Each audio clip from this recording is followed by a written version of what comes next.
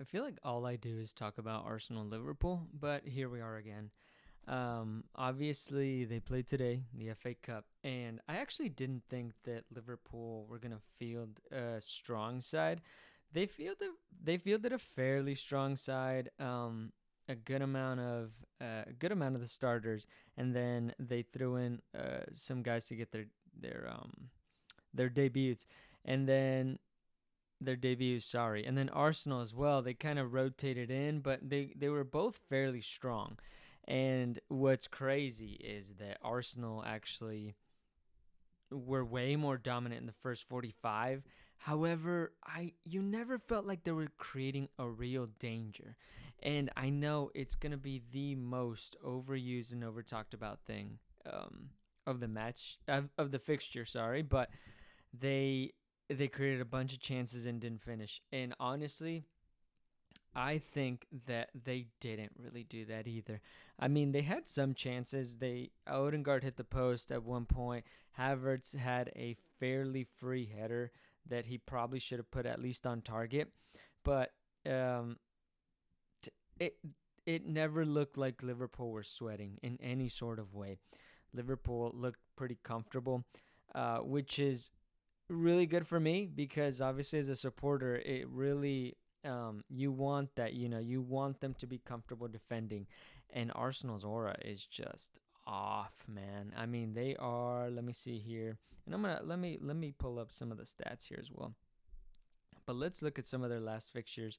So they got against PSV a draw, a win against Brighton, a draw against Liverpool, which again we feel like we keep talking about, and then they played West Ham. They lost 2-0.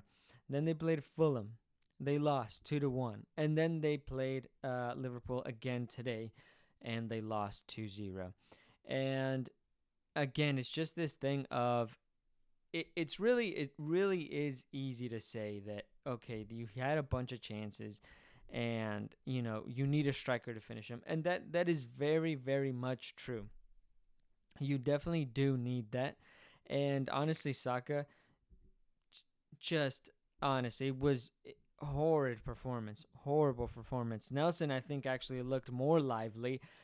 He just couldn't finish. And then Havertz, I think the problem with Arsenal for this season is epitomized in Havertz, in Raya, and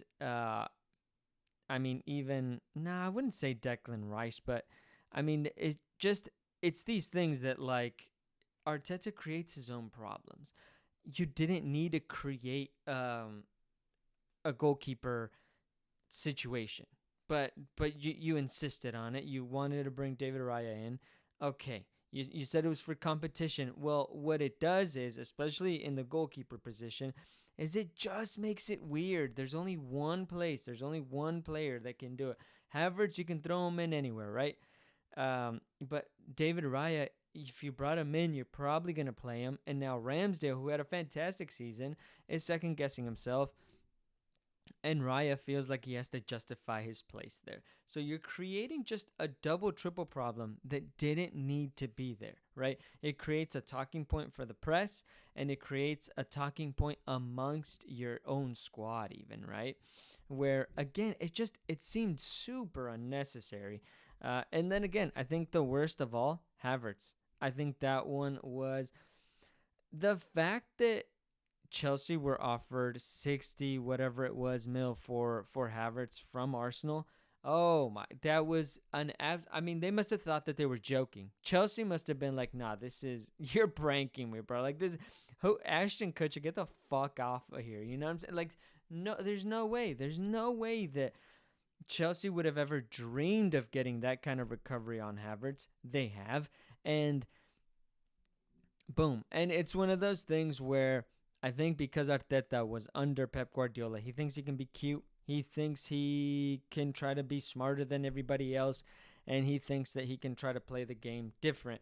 And he's not Pep Guardiola. He doesn't have the trophies. He doesn't have the winning record. He doesn't have that nous that Pep Guardiola has. Pep Guardiola was at Barcelona. They were insane. He was at Bayern Munich. They were successful. and now he's at City, and they've done the unthinkable.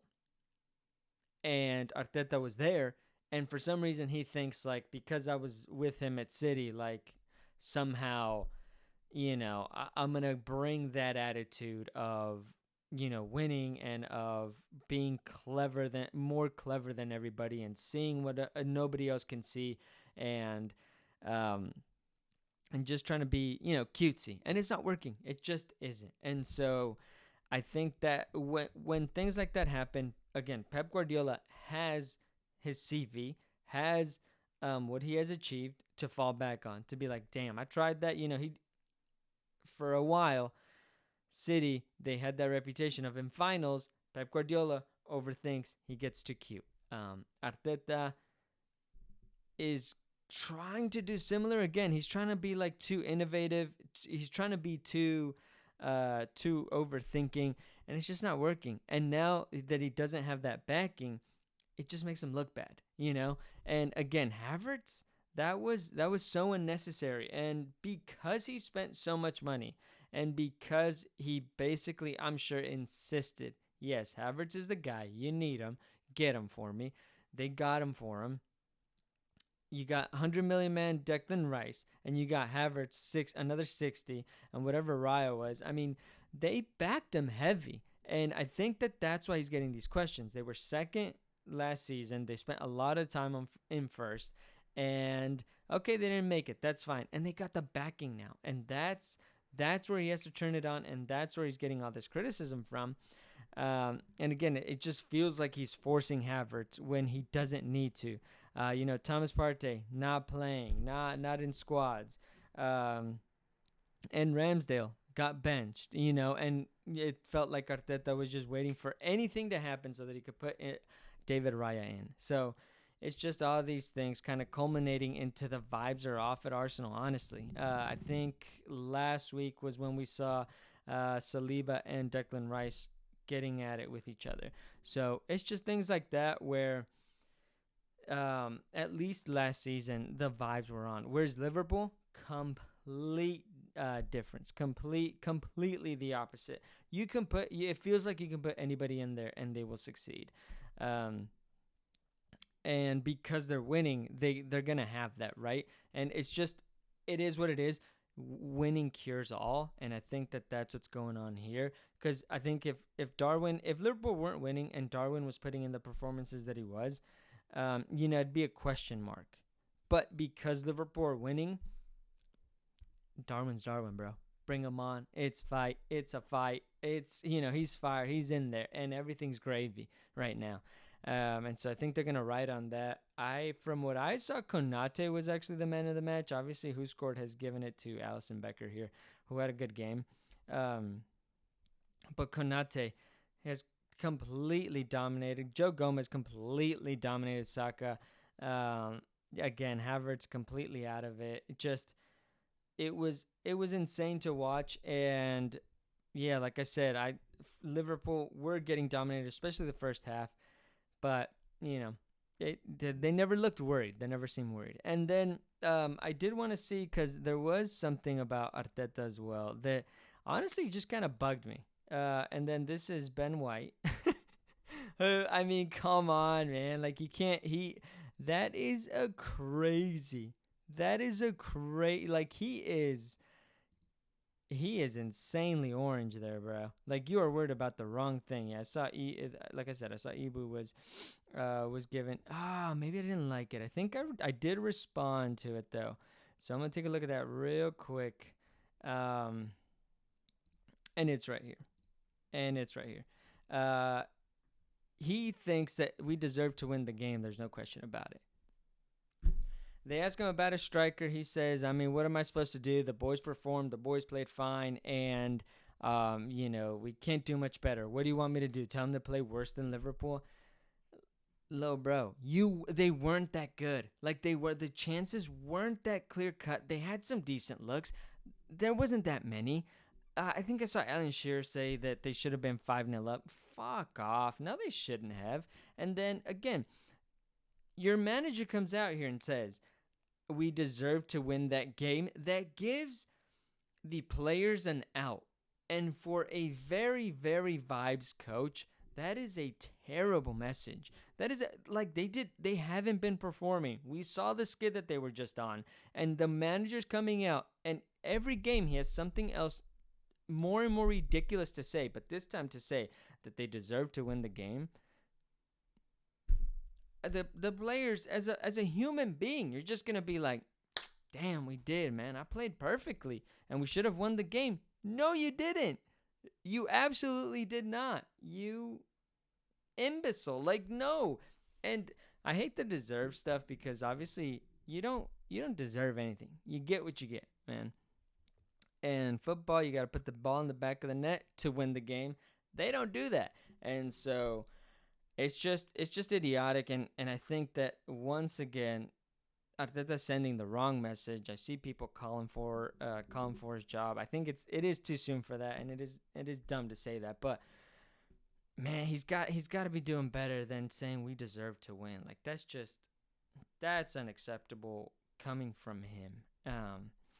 But we'll see. We'll see what they do. Arsenal are gonna have a chance to turn it around. Obviously, um, I don't know.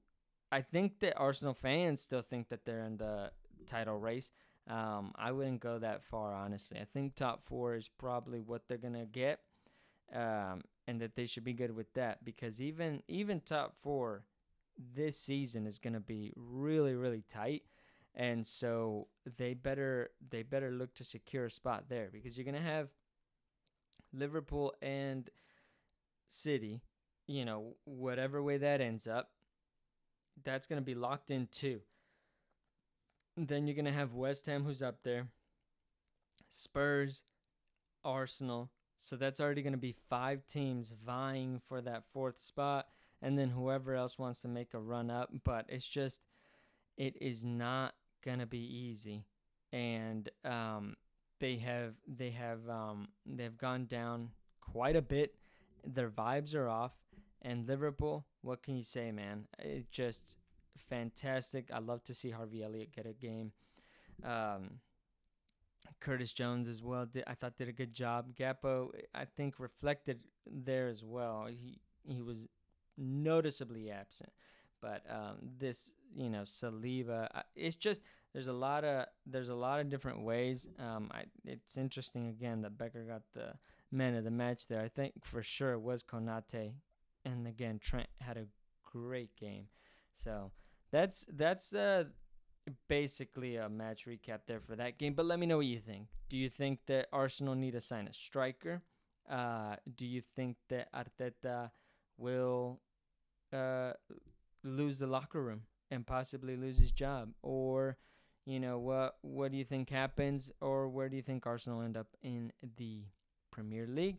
Let me know what you think. Please like and subscribe, and we'll see you next time.